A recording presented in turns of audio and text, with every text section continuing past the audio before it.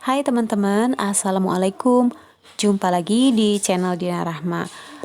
Kulit donat yang berjerawat itu adalah salah satu problem yang sering saya hadapi. Kira-kira apa ya penyebabnya?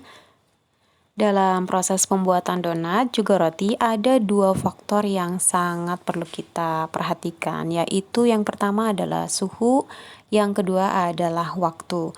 Suhu yang dimaksud di sini adalah suhu adonan dan juga suhu ruangan.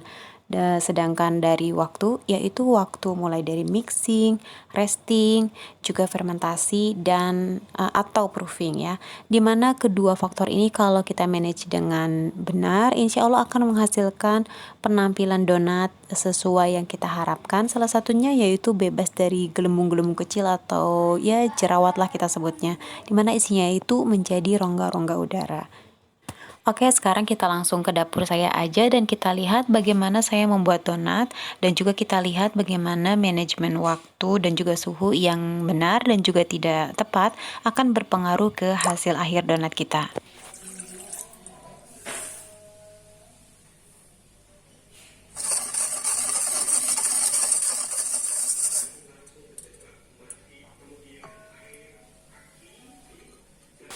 Teman-teman kalau nanti mencairkan margarin atau butternya, ini jangan terlalu kental seperti ini ya, agak cairan lagi.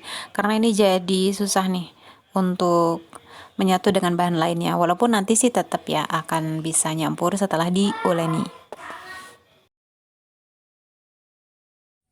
Ini kurang cair ya tadi. Mencairkannya jadi kayak gini.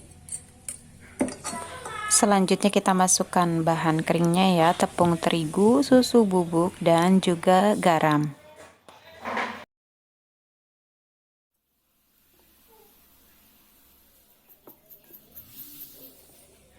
Baik, di fase ini kita akan hydrate atau pengairan ya sampai nggak kelihatan lagi bahan kering seperti ini. Kemudian kita akan cek berapa suhu adonan ini. Nah, setelah didiamkan beberapa saat, suhunya ada di 30,4 derajat Celcius. Ini sih nggak bagus ya untuk daerah saya, khususnya ini Tangerang Selatan yang panas, karena nanti setelah di mixer itu akan meningkat lagi suhunya di atas 30 derajat Celcius. Solusinya, kita akan turunkan suhu adonan ini dengan cara masukkan dulu ke dalam kulkas. Mungkin ada yang bertanya, boleh nggak ditukar? Jadi kita uleni dulu dengan mixer, baru setelah itu dimasukkan ke dalam kulkas. Jawabannya boleh teman-teman. Cara menyimpannya ini kita masukkan ke dalam plastik, tapi sebelumnya si adonannya kita lumuri dulu kulit luarnya dengan minyak sayur yang bersih supaya menjaga kelembaban. Dan dimasukkan kresek seperti ini juga tujuannya agar meminimalisir ruang kosong di dalam wadahnya yang akan membuat kulit adonan kita menjadi kering. Oke, ini kita masukkan ke dalam kulkas sampai nanti terasa dingin. Namun ternyata teman-teman, karena banyak hal-hal tak terduga, ada kegiatan ini itu sampai sore kegiatannya. Jadi ini adonannya itu nggak bisa saya teruskan untuk dibuat sampai akhirnya di dalam kulkas ini 24 jam ya. Baru keesokan harinya ini saya lanjutkan proses pembuatannya, dan setelah dicek dengan termometer ini sampai 1, sekian derajat Celcius, dan ini akan saya potong, atau ini udah saya potong dikit ya. Kita lihat ini yang udah diuleni dengan tangan, dia suhunya akan meningkat karena mendapat transfer suhu dari tangan ya. Dan yang tadinya suhunya udah 1 derajat Celcius sekarang menjadi 27 derajat Celcius. Jadi dari sini kita belajar bahwa adonan itu akan meningkat seiring dia ditangani oleh kita. Jadi dapat panas gitu dari tangan kita ini. Selain dari tangan kita juga suhu adonan akan meningkat tentunya dari proses mixing atau pengulenan dengan alat elektronik seperti ini. Jadi dari mesinnya itu tertransfer panas dan juga dari faktor gesekan dengan mixing bowl-nya atau baskomnya yang disebut dengan istilah faktor gesek atau friction factor. Karena tidak mau meningkatkan suhu adonan terlalu tinggi, ini saya udah mix aja atau uleni 10 menit. Baik, kita keluarkan adonannya dan jangan lupa untuk mengurangi lengket-lengket, gunakan minyak sayur yang bersih di telapak tangan kita, di scraper kita, dan juga di meja kerja kita.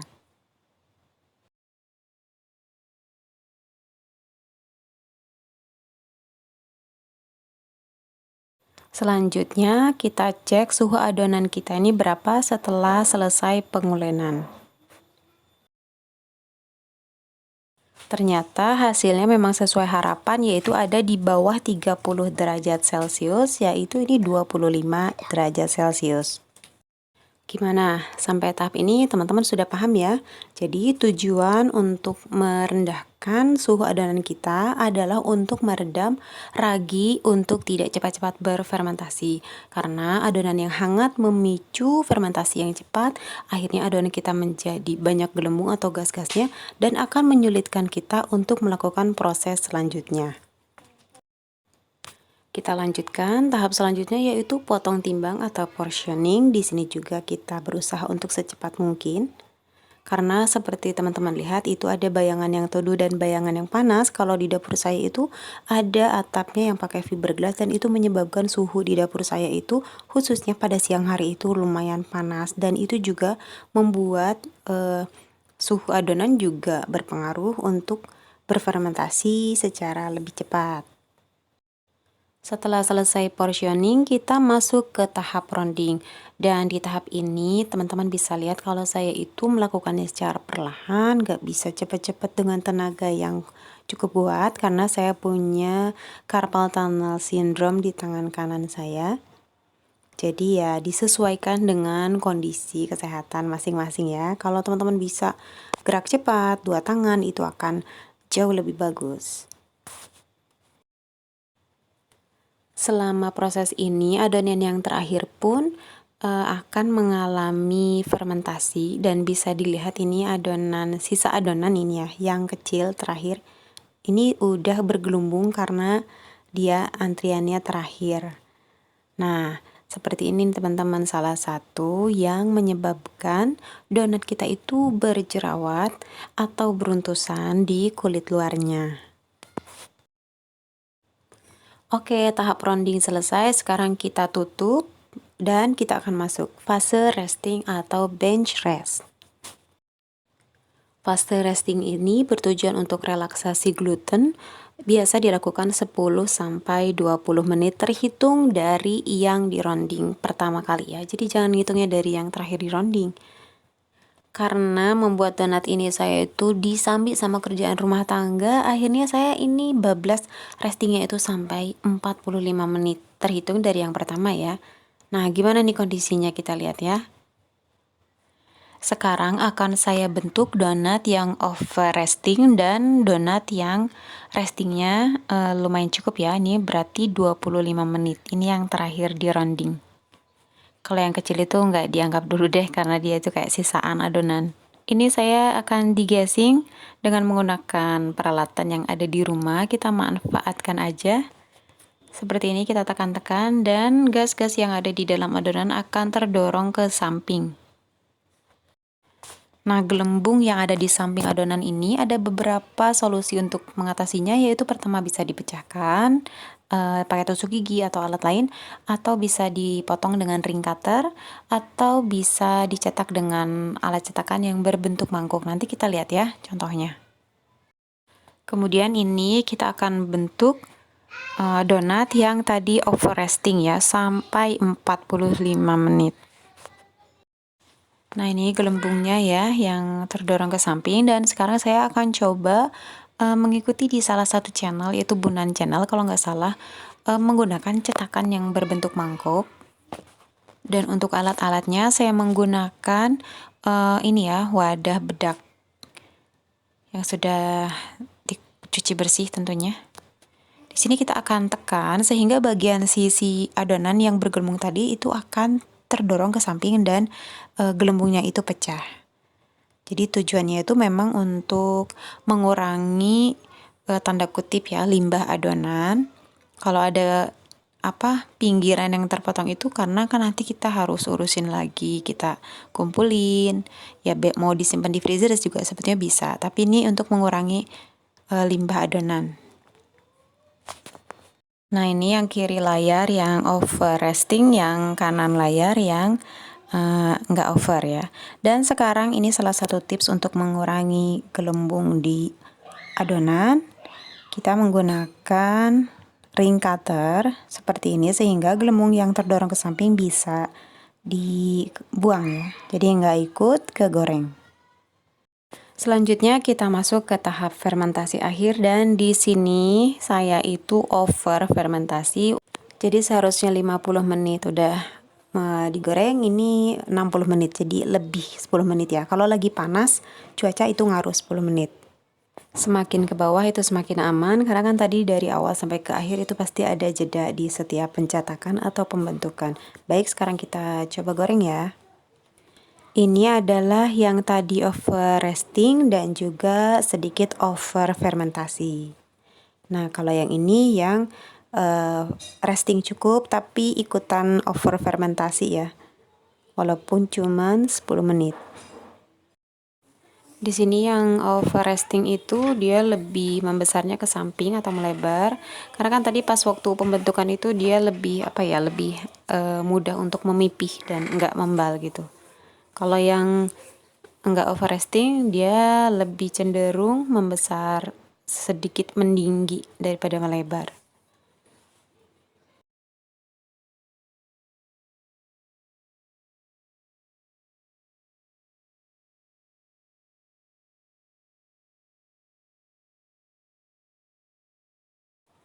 Kalau ini adalah yang dibentuk dengan ring cutter, dan dia juga sempat over resting, juga over fermentasi, walaupun durasi overnya itu berbeda ya, lebih singkat dibandingkan dengan yang rombongan pertama.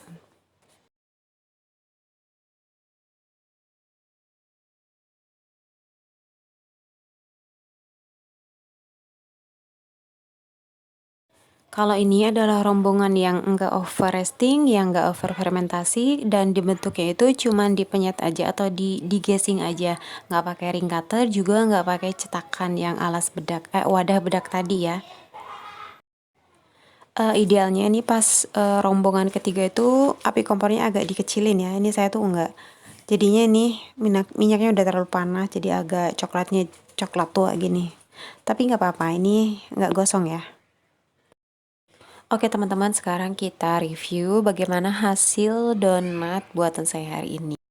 Ini adalah yang tadi pertama dia over resting banget ya, harusnya 20 menitan, ini 45 menit. Dan juga mengalami sedikit over fermentasi. Dan hasilnya itu dia agak berjerawat di kulitnya.